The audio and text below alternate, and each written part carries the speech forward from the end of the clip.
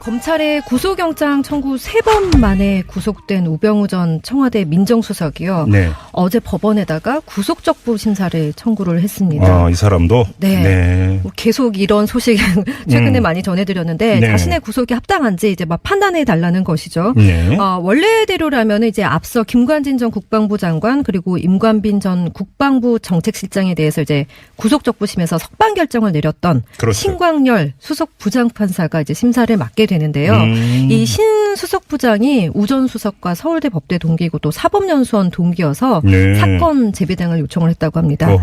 그리고 이제 최종적으로는 그러니까 이우철 부장판사에게 이 사건이 이제 배당이 됐고 신문은 내일 오후에 진행이 됩니다. 그래요? 이게 김관진 전 장관이 구속적부 심사 결과 석방이 됐을 때 엄청난 논란이 일지 않았어요? 그렇죠. 네. 만약에 우병우 전 수석에 대해서 풀어준다면 그 논란에 아마 따블은 될 것 같아요. 네, 이 결과가 진짜 어떻게 될지 정말 관심이 모아집니다. 그런데 저는 여기서 한 가지 네. 뭐 민생사범 이른바 그 서민 이런 사람들이 죄지어서 들어갔다가 네. 구속적부심 심사에서 그 풀려난 경우 혹시 들어본 적 있으세요? 네, 아직까지는 네. 저희가 법조계에 있지 않기 때문에 세세하게 다 깨알같이 들여다보지는 않았죠. 보도를 기준으로 그런 보도 보신 적 있으세요? 저는 못 본 것 같습니다. 제 기준에서는 네 혹시 있으면 알려주세요. 그러니까요. 이 네. 구속적부심에 대해서도 그 유권 석방, 네. 무권 석방 아닌 거가 돼버리면 세상 사는 게 얼마나 깝깝하겠습니까? 그렇죠? 네. 이것도 좀 포인트입니다. 좀 한번 지켜봐야 될 것 네, 같아요. 내일 또 이 소식 전해드리도록 하겠습니다. 자, 전하는 말씀 듣고 계속 이어가겠습니다. 속보 말씀드렸습니다. 우병우 전 민정수석이 김관진 전 안보실장처럼 법원에 구속 적부심을 청구했다고 합니다. 그 연말 연시하면서 또 국민들에게 또 하나의 스트레스로 다가오고 있네요. 그냥 좀 받아들였으면 될 것. 우병우로 넘어갈까요, 그냥? 자, 그런데 이제 우병우로 넘어갈 때 넘어가더라도, 네. 이제 저 구속적부심 뭐 두 분 다 그 전문가시니까 구속적부심 얘기도 좀 해보죠. 자, 조대진 변호사님. 근데 네. 저는요. 네. 자, 그런데 우병우 얘기 넘어가시죠. 네.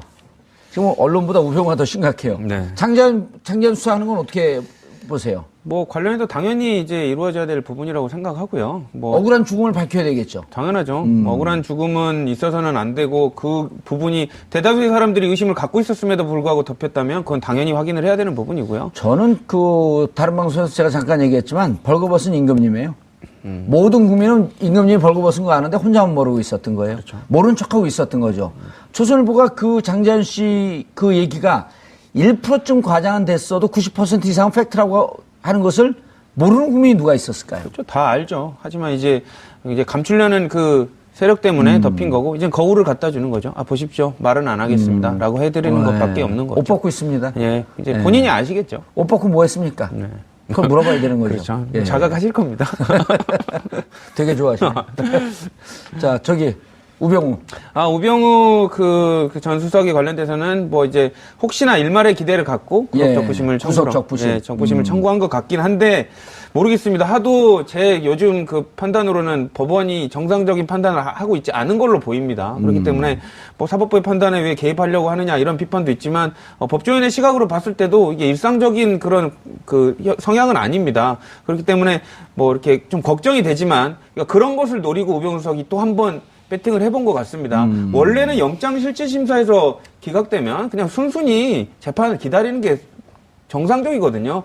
근데 앞에서 사람들이 자꾸 풀려나는 거 보니까 우리도 한번 해볼까 하고 배팅을 거는 것 같아요. 역시 신광열 형사수석 그 부장판사가 하나요? 수석 부장판사가? 그거는 모르겠습니다. 이제 3명 중에서 번갈아서 할 텐데 예. 이제 그거는 이제 조금 이제 지켜봐야 될 것 같습니다. 근데 이제 어쨌든 저는 뭐 일부에서는 뭐 그게 그럴 수도 있다라고 보는데 제가 보기에는 정상적인 판단은 아니었던 것 같습니다. 근데 이거 저는 이 얘기는 꼭 해야 되겠는데요. 이제는 구속 여부에 대한 판단을 2단계를 거쳐서 하는 거예요. 네. 구속 여부 항소심까지 생긴 거예요. 네, 법을 지들끼리 만들어버린 거예요. 그러니까 이 구속적부심이라고 하는 거는 아주 극히 이례적인 거에만 그동안에 허용이 되고 또 해왔는데 이제는 힘 있는 사람들은 구속적부심을 한 번 더 하는 거예요. 구속돼도. 힘 없는 사람들은 그렇게까지 못 가는 거예요. 그렇게 가면 안 된다. 구속 적부심 하려고 그러면 변호사가 뭐라 그러냐면 밉보인다. 그리고 저건 하지 말라 악영향을 그러겠죠. 미치니까 하지 말아야 됩니다. 이러거든요. 그렇죠. 네. 왜냐하면 그거 도전이거든요. 한 번 안 된다 그래 또 넣어? 이렇게 보거든요. 재판부가. 그러니까 앞으로 이제 그러지 말아야 한다는 거죠. 그러니까 일반 국민들도 이제 구속되는 거 부당합니다. 그러면 구속적부심 해야지. 그렇죠. 그러니까 이게 굉장히 안 좋은 시그널이라는 거예요. 김성환 평론가님, 우리가 이제 시간은 좀 지났지만 원세훈 부장판사래. 원세훈 국정원장이 2013년에 조사받고 기소되고 난 다음에 그때 이제 무슨 일이 있었냐면 국정원법은 위반, 선거법은 위반 아니다. 해놓고 네. 이제 판결이 났단 말이에요. 그때 네. 그거를 보고 당시 성남 지방법원에 있던 김동진 부장판사가 지록 위반 판결이라 그랬어요. 사슴을 보고 말이라고 한다. 예. 그래갖고 징계를 먹었어요. 2달 동안. 예. 정직 2개월. 그리고 성남에 있으면 그 다음에 중앙지법으로 와야 되는 거거든요. 또 저 인천으로 또 좌천성 인사를 받았거든요. 그러면 2개월 정직 매긴 거는 결국 원세훈 부장판사를 자꾸 원세훈 국정원장이 선거법 위반까지 포함했고 4년 징역형을 받았기 때문에 2개월 정직 받은 거 환수시켜줘야 되는 거 아니에요? 원점을 돌려야 되는 거 아니에요? 그렇죠. 잘못됐다 그러면은 법원이 이런 거 안 해요. 모른 척 할 겁니다. 모른 척 하고 있어요, 그냥. 지들 잘못은 눈 감아버려요. 참 어렵습니다. 우리가 과거 이제 그 잘못된 판결을 내렸었던 거에 대해서 사실 법원은 좀 반성하는 모습들을 많이 보였잖아요. 그동안에. 근데 검찰은 또 한 번도 그런 거 제대로 보여준 적이 없잖아요. 또 이런 거 보면은 또 그 입 닫고 그런 거 보면 또 참 그렇고. 그리고 양승태 대법원장 시절에 이제 그런 일들이 있었잖아요. 예. 뭐 가카스키 짬뽕 얘기했던. 예. 이정열 판사. 이정열 판사 같은 경우도 사실 비슷했고. 지금 백수됐어요. 그리고 지금 정의당 그 의원이셨던 그 19대 의원이셨던 분이 있죠. 이름 갑자기 생각이 안 나네. 그분도 역시 일종의 밉보여가지고 그 법원에서 퇴출될 수밖에 없었던 이런 상황도 있었던 서기호 것 판사. 같은데. 서기호 판사. 예, 맞습니다. 뭐 그런 것처럼 우리가 사실 그러니까 그 검찰 얘기는 굉장히 많이 하는데 법원 얘기는 잘 얘기 안 해요. 이번에 이 김동진 부장판사가 또 한마디 했어요.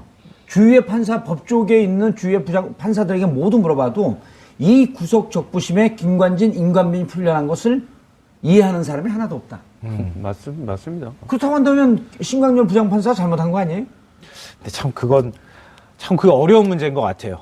그러니까 이 건건마다 우리가 이거 얘기를 해야 되는 건가? 얘기해야 돼요. 얘기하면 이게 그 사법부에 대한 어떤 과도한 간섭이다 뭐 이런 얘기를 하는 그런 얘기를 반박을 하고. 있는 게 만약 신강렬 형사수석 부장판사가 모든 법조인들 3,000명 판사가 보기에 잘못된 판결을 내렸다고 한다면 그 사람이 뭔가 다른 의도가 있는 거거든요. 그러면은 우리 민주주의를 사수하고자 하는 사람들이 열성적인 지지자들 그 앞에 갖고 피켓팅하고 신강렬 부장판사 자식 뽑기 부끄러운 줄 알아라 하고 피켓팅하면 그거를 열성적 지지자라고 정신병자라고 욕할 거예요?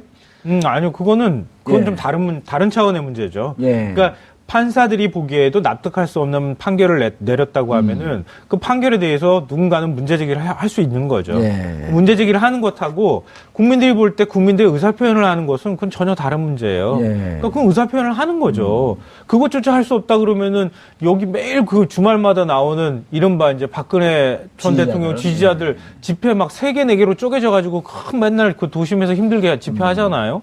그것도 그러면 잘못됐다고 얘기하고 하지 말라고. 그러니까 문재인 지지자들 좀 열성적 지지자들이 얘기했다고 해서 왜 그거를 환자라고 얘기하냐 이걸 병적 현상으로 평가하는 것 분위기 자체가 옳지 않다고 봅니다. 저는 좀 납득할 수가 없는 서민 부분이에요. 교수 한번 불러볼까요?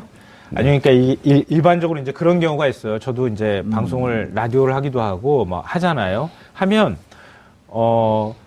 문재인 대통령에 대해서 비판적인 접근을 하게 되면 비합리적으로 비판한 것도 아닌데 굉장히 공격을 하는 문자가 많이 들어온다거나 방송사가 되게 곤란해요.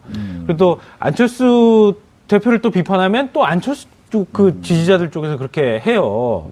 그러니까 그거를 과연 자연스러운 현상 아니에요, 근데? 자연스러운 현상이에요. 근데 좀 예민도에서 민감도가 좀 다르긴 해요. 그러니까 민감도의 측면에서 문 대통령을 비판했을 때 들어오는 민감도가 좀 더 그렇기는 해요. 제 경험 식상으로 보면. 강하다고 해서 이것을 환자로 비유할 수는 없는 거 아니에요? 그게 지지하는 사람들이 많아서 그렇지 않을까요? 저는 근데 예를 들면 그런 부분들 정치를 하다 보면 그런 열성 지지자들에 관련돼서 뭐 예를 들면은 그 반대 세력에 비판을 한다는 거, 그건 저도 당해본 거거든요. 뭐 지난 대통령 선거 때 다른 후보를 공격을 하면, 비판을 하면 뭐 일방적으로 오더라고요. 근데 그런 부분을 지금 이렇게 똑 떼서 뭐 병적인 현상으로 만들어 가는 것 자체가 좀 옳지 않고 당연한 정치 현상으로 바라보는 게 옳지 않나 싶습니다. 제 개인적인 생각으로. 그런데 이제 우리가 2016년, 17년 촛불을 보면 이게 사실 엄밀히 따지게 되면은 이제 2012년 대선이 끝나고 난 다음에 국정원 대선 댓글 개입서부터 그때부터 촛불이 살아 있었던 거거든요. 그렇죠. 겨울을 나면서 뭐 20명, 30명의 소수가 남아 있지만 그 불은 꺼지지 않고 매주 주말을 이어왔고 그렇죠. 그게 2013년 4.16 세월호 참사로 조금 폭발을 하면서 왔는데 그 촛불이 꺼지지 않았기 때문에 2016년 전국적으로 타오르는 거거든요. 그렇죠. 그럼 그때 주말에 20명, 30명 남았고 끝까지 촛불을 들던 사람들에게 지나가는 많은 사람들이 저 환자다 이랬었단 말이에요. 그렇죠. 근데 그분들이 없으면은 촛불이 이렇게 살아났겠냐는 거예요. 그렇죠. 그 사람들이 원동력이 됐고, 비 올 때도 조그만 이런 게 응집 핵이 있어야 되지 않습니까? 그런 역할을 해 주신 거라고 봐야죠. 그러니까 우리 그런 얘기 있잖아요. 애정 어린 비판이라는 얘기 있잖아요. 그러니까 걱정이 돼서 부모님이 자식한테 얘기할 때는 걱정이 돼서 잔소리를 하게 되잖아요. 그러니까 그거는 부모님이 자식한테 얘기하는 거하고 다른 사람이 그 자식한테 얘기하는 거하고는 다르잖아요. 받아들이는 느낌이. 그러니까 지금 그런 것 같아요. 이제는 이제 우려하는 목소리가 있다는 것에 대해서 이른바 문재인 대통령 지지층이나 극성 지지층에 있는 분들도 이제는 좀 애정을 갖고 누군가가 얘기를 해주면 그걸 조금 이해하고 조금 수용하는 태도를 좀 보였으면 좋겠어요. 요거는 좀 봐줘야 될 것 같은 게 박사모라고는 표현하지 박바라고 하는 표현 안 썼거든요. 그러니까 그렇죠. 예, 그때 그러니까 언론이 사실은 박바라고 표현할 수도 있었을 거예요. 근데 언론이 안 했거든요. 근데 유독 문재인 대통령 체제에 들어오니까 문바란 표현을 언론이 아주 서스럼없이 쓰고 있단 말이에요. 이런 것도 좀 지적을 해봐야 되겠네. 그거는 조금 좀 맥락이 좀 다른 것 같아요. 왜냐하면은 노무현 대통령 노사모가 생겨나고 그랬을 때 그 무렵부터 사실 노빠 이런 표현들이 사용이 됐거든요. 근데 그러면서 자연스럽게 아마 문빠 이런 식으로 넘어온 것 같아요. 표현 자체의 맥락이. 근데 그것도 사실은 노빠라고 하는 것도 그렇게 썩 좋은 표현으로 사용된 것은 아니죠. 언론에서 만든 것 같습니다. 그러니까 자기네들이 다른 보수 측이 몰려다니면 뭐 무슨 모임이고 우리 측이 몰려다니면 빠고 이렇게 만드는 걸 자꾸 해서 빠들이 몰려다니면 뭐 누구를 지지해도 보이잖아요. 나쁜 거다라는 식으로 자꾸 문제를 삼으니까 이게 사회적 현상적으로 비판을 해야 되는 걸로 과장돼 있는 부분이 있고요. 그게 좀 옳지 않은 것 같습니다. 알겠습니다. 두 분 민감한 주제 갖고 말씀해 주신 점 감사드리고 인사하시죠. 네, 감사합니다. 예. 자, 문바는 없습니다. 문재인 대통령을 지지하는 팬덤만 있을 뿐이고, 지지의 강도가 있다고 해서, 강력하고 열성적으로 지지하는 사람을 부정적으로 표현하는 문바라고 하는 표현은 오늘 이 순간 사용하는 언론은 감옥에 보내겠습니다. 문바란 표현은 없습니다. 문팬만이 있을 뿐입니다. 우병우 전 수석에 대해서 풀어준다면 그 논란에 아마 따블은 될 것 같아요. 네, 이 결과가 진짜 어떻게 될지 정말 관심이 모아집니다. 그런데 저는 여기서 한 가지 뭐 민생사범 이른바 그 서민 이런 사람들이 죄지어서 들어갔다가 구속적부심 심사에서 그 풀려난 경우 혹시 들어본 적 있으세요? 네, 아직까지는 저희가 법조계에 있지 않기 때문에 세세하게 다 깨알같이 들여다보지 않았죠. 보도를 기준으로 그런 보도 보신 적 있으세요? 저는 못 본 것 같습니다. 제 기준에서는 혹시 있으면 알려주세요. 그러니까요. 이 구속적부심에 대해서도 그 유권 석방, 무권 석방 아닌 거가 돼버리면 세상 사는 게 얼마나 깝깝하겠습니까? 그렇죠? 이것도 좀 포인트입니다. 좀 한번 지켜봐야 될 것 같아요. 내일 또 이 소식 전해드리도록 하겠습니다. 자, 전하는 말씀 듣고 계속 이어가겠습니다. 속보 말씀드렸습니다. 우병우 전 민정수석이 김관진 전 본인의 시각으로 봤을 때도 이게 일상적인 그런 성향은 아닙니다. 그렇기 때문에 뭐 이렇게 좀 걱정이 되지만 그런 것을 노리고 우병우 수석이 또 한 번 배팅을 해본 것 같습니다. 원래는 영장실질심사에서 기각되면 그냥 순순히 재판을 기다리는 게 정상적이거든요. 근데 앞에서 사람들이 자꾸 풀려나는 거 보니까 우리도 한번 해볼까 하고 배팅을 거는 것 같아요. 역시 신광열 형사수석 그 부장판사가 하나요? 수석부장판사. 그거는 모르겠습니다. 이제 3명 중에서 번갈아서 할 텐데, 예. 이제 그거는 이제 조금 이제 지켜봐야 될 것 같습니다. 근데 이제 어쨌든 저는 뭐 일부에서는 뭐 그게 그럴 수도 있다라고 보는데 제가 보기에는 정상적인 판단은 아니었던 것 같습니다. 근데 이거 저는 이 얘기는 꼭 해야 되겠는데요. 이제는 구속 여부에 대한 판단을 2단계를 거쳐서 하는 거예요. 네. 구속 여부 항소심까지 생긴 거예요. 네. 법을 지들끼리 만들어버린 거예요. 그러니까 이 구속적 부심이라고 하는 거는 아주 극히 이례적인 거에만 검찰의 구속영장 청구 3번 만에 구속된 우병우 전 청와대 민정수석이요. 네. 어제 법원에다가 구속적부 심사를 청구를 했습니다. 이 사람도? 네. 계속 이런 소식 최근에 많이 전해드렸는데 네. 자신의 구속이 합당한지 이제 막 판단해 달라는 것이죠. 네. 원래대로라면 이제 앞서 김관진 전 국방부 장관 그리고 임관빈 전 국방부 정책실장에 대해서 이제 구속적부심에서 석방 결정을 내렸던 그렇죠. 신광열 수석 부장판사가 이제 심사를 맡게 되는데요. 이 신 수석 부장이 우 전 수석과 서울대 법대 동기이고 또 사법연수원 동기여서 사건 재배당을 요청을 했다고 합니다. 그리고 이제 최종적으로는 그러니까 이우철 부장판사에게 이 사건이 이제 배당이 됐고 신문은 내일 오후에 진행이 됩니다. 그래요? 이게 김관진 전 장관이 구속적부 심사 결과 석방이 됐을 때 엄청난 논란이 일지 않았어요? 그렇죠. 네. 만약에 잠깐 얘기했지만 벌거벗은 임금님이에요. 모든 국민은 임금님이 벌거벗은 거 아는데 혼자만 모르고 있었던 거예요. 그렇죠. 모른 척하고 있었던 거죠. 조선일보가 그 장재현 씨 그 얘기가 1%쯤 과장은 됐어도 90% 이상은 팩트라고 하는 것을 모르는 국민이 누가 있었을까요? 그렇죠. 다 알죠. 하지만 이제 감추려는 그 세력 때문에 덮인 거고 이제 거울을 갖다 주는 거죠. 보십시오. 말은 안 하겠습니다라고 해드리는 것밖에 없는 거죠. 옷 벗고 있습니다. 예, 이제 본인이 아시겠죠. 옷 벗고 뭐 했습니까? 네. 그걸 물어봐야 되는 거죠. 그렇죠. 예. 자각하실 겁니다.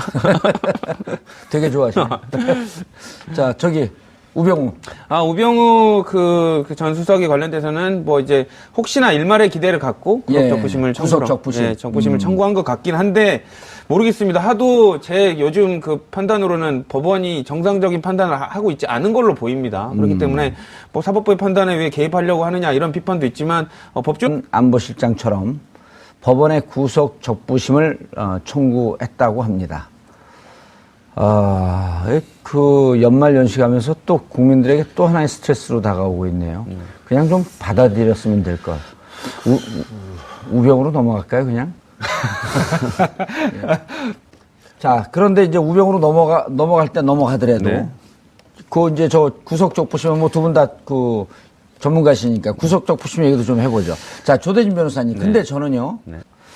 자, 그런데 우병우 얘기 넘어가시죠. 지금 언론보다 우병우가 더 심각해요. 장재현 수사하는 건 어떻게 보세요? 뭐 관련해서 당연히 이제 이루어져야 될 부분이라고 생각하고요. 뭐 억울한 죽음을 밝혀야 되겠죠. 당연하죠. 억울한 죽음은 있어서는 안 되고 그 부분이 대다수의 사람들이 의심을 갖고 있었음에도 불구하고 덮였다면 그건 당연히 확인을 해야 되는 부분이고요. 저는 다른 방송에서 제가